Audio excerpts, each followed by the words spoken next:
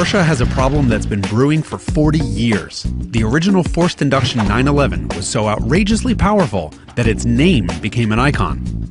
That name still refers to just one car. Tell your neighbor, "Hey, I just bought a turbo!" Put some clothes on, you freak! And he'll know you're talking about the top-of-the-line Porsche 911. Uh-oh. What was once an ultra-rare, ultra-high-tech piece of equipment can now be found everywhere. You can get a turbo in a Kia. And the base 911 Carrera now has two of them. Porsche obviously can't call it the turbo. Oh dear, what should Porsche call this thing? The Porsche 911 Carrera Turbo? I might be tempted to call it the Porsche 911 Sacrilege, because I'm a purist and I think non-turbo Porsche 911s should be non-turbo. I'm gonna try my hardest to be objective, but let me tell you something. I'm gonna be really pissed off if brilliant engineering gets in the way of my purist soapbox rhetoric. Then again, I think that describes the last 50 years of Porsche.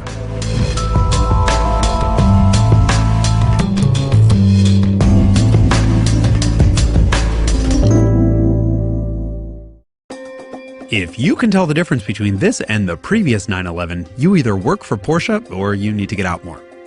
Here are a couple hints on how to tell them apart. Skinny lights. It has these. Ooh, this is big. Center exhausts. Vertical slats. And these things too. All right, enough of that.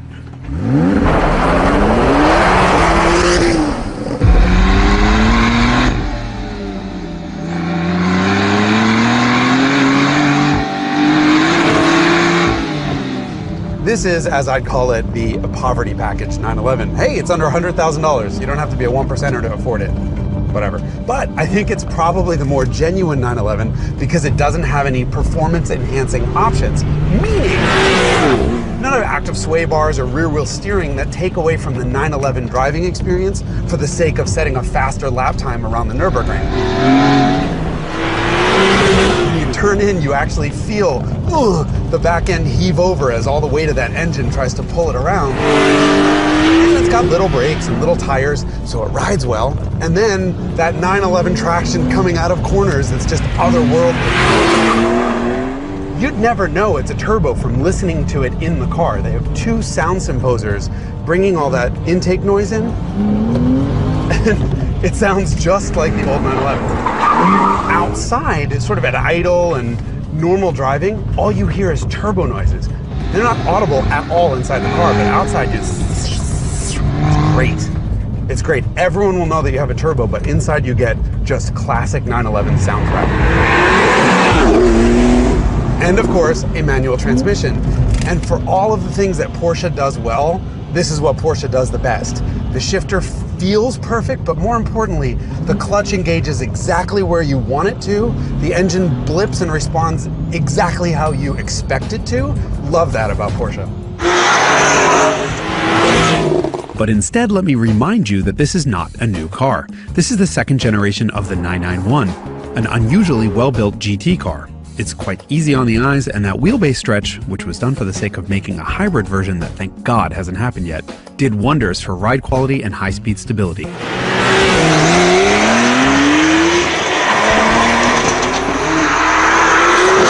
Oh, I can compliment this car all day, but don't think I've gone soft. It's not perfect, and I do have my complaints. The 991, when it first came out, had terrible electric power steering. And they've done a whole bunch of stuff to this one where I can actually feel the road. It picks up that front wheel because there's no weight on there, and you just got all this kind of power, just puts it all down. This is no 997, and they've not gotten close to that, but at least it's far better. And this is a big car. This is more of a GT than it is a little nimble sports car. But while we're on the subject of flaws, Porsche done inserted the biggest flaw you could ever put in a sports car, and that's a turbocharger. And my big question here when I'm driving this car is, does this new downsized turbocharged 3-liter flat 6 ruin the 911 driving experience? And when you're caning it on a back road, no, that's the amazing part. It just responds quickly enough and linear enough that you don't really notice it. And unlike most turbocharged engines, it revs out. It makes power all the way to its red line. Does this car have turbo lag? Yes, of course. And listen, if somebody tells you that such and such turbocharged car doesn't have any lag, ignore everything they've said before and everything they're going to say after, because they don't understand the fundamentals of how an engine works. So to make sure you don't make that mistake, let me give you a quickie lesson. And I'm sorry about the tech stuff, but you gotta know this. The way a turbocharger works is such that there will always be lag. Think of a turbocharger as like a pinwheel in the exhaust pipe. When there's air moving through, it's forcing the pinwheel to spin. When you're off the gas, there's no air coming through the engine. The throttle's closed, so there's nothing coming down the exhaust pipe either. And that means the turbo's kind of hanging out. When you crack the throttle open, engine sucks in air, combusts it, expanding that air, and then shoves it down the exhaust pipe. That starts to spin up the turbo. But the turbine and that compressor that's attached to it need to get up to like 150,000 RPM. That's a huge spin up, and that takes time. That's what we call turbo lag. How much lag there is depends on, well, the engine and the turbos and all that stuff, but also how high the engine is in its rev range. The faster the engine is spinning, the more air can move through it, and the quicker that turbo can spool up. Since I have no life whatsoever, I've spent the last couple of hours measuring the maximum output of the Porsche's engine at 500 RPM intervals from 1500 all the way to 6000 RPM. And then I did the same thing in my 30-year-old naturally aspirated Volkswagen. And then I did it all over again to measure the amount of time it takes to get from cracking the throttle open to that maximum output. And then I made a graph. Isn't it beautiful? So, the blue line is my old Volkswagen. When you get on the gas, regardless of the engine speed, in about 0.2, 0.3 of a second, the engine responds, boom, with maximum output. The turbo is in red, and this is a very big difference. This is why so many people worry that putting turbos on a 911 fundamentally changed the way it drives. At higher RPM, responds 0.6 of a second, so 3 times longer than an old Volkswagen. Down low, you floor that car at 2,000 RPM and you get an immediate response from the engine, and then 2 seconds later, a secondary response when the turbocharger spools up. That is the lag that you notice. Over here, well, it's consistent at least, and your brain can sort of ignore 0.6 of a second delay as long as it's consistent. Every time you go for the gas at, let's say, 4, 5, 6,000 RPM, the engine responds in 0.6 of a second. That means the car would be consistent on a racetrack. And that means we should talk to Randy and see if we can fool him into thinking maybe this is a naturally aspirated 911. Randy? What the hell are you doing? I'm cleaning up my mess from shooting the racing line. So obsessed with lap times. Ridiculous. It's okay. Rubber on the road's okay.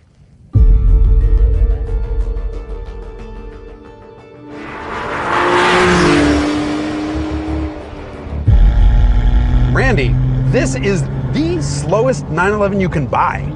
This is like the broke bitch, ain't got no options, no performance enhancing, nothing, worst, slowest 911. You mean it's the closest a 911 can now be to 1965? Yes, which is exactly why I wanted it. I can't wait to hear what you have to say, because this, to me, is more of a 911 than most other 911s. More real, huh? More raw, more pure. Wrong, right? I mean, the whole point of a 911 is the engine's in the wrong spot. It was a triumph of engineering dynamics. This car will drive like a 911. And then I carry in lots of speed, keep the weight forward, then the tail comes out a little bit, and you get on the power, transfers weights, and settles it. Yep. Classic 911. I like that behavior when it's controllable, and it is here. This is a cool car. It's more pure. It's more real 911 with everything turned off. Funny you should say that, because it's got 2 turbos on it. And that was my big fear, was that they were going to somehow alter the driving experience so that it was no longer pure 911. But I'm wondering if you're upset by this turbo at all. On track, I have very little sense of that. In fact, say a tight hairpin like this. We're low in the rev, second gear is tall. It doesn't pull real strong at first, but guess what? Neither did the old 911, it needed the revs. So in a sense, I mean, when the turbos come on, they come on very gradually. It's linear. It doesn't hit you like a hammer like it did in 1976. Or even the modern 911 turbo. That, you hit the gas and you get this BAM of power. It hits you hard. This just builds nice and easy. Yeah.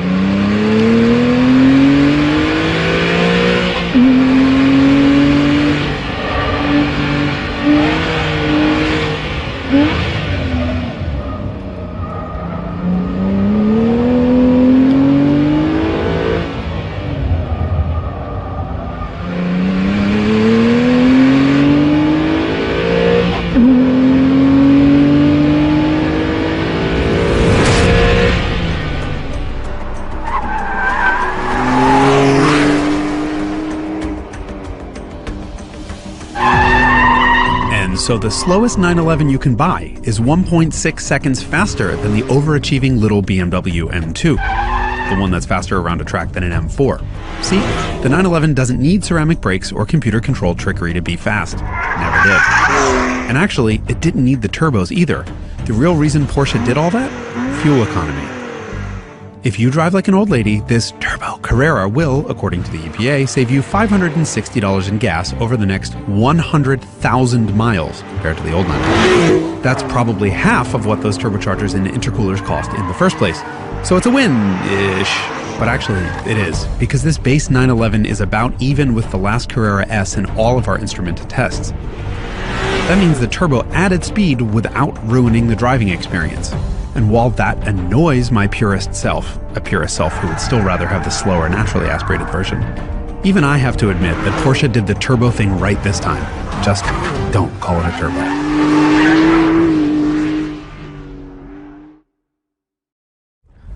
Look, we know you don't have time to wait for the next episode of Ignition. That's why you need to go to MotorTrendOnDemand.com. That's where the latest episode always lives.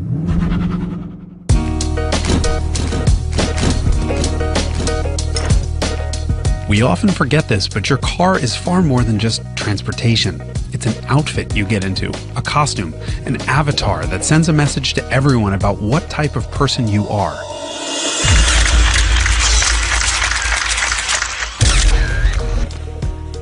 So you'd better go rent a tuxedo and be on your best behavior, because you'll be judged as harshly as Amy Schumer in a bikini eating an ice cream covered 3-bean quesadilla.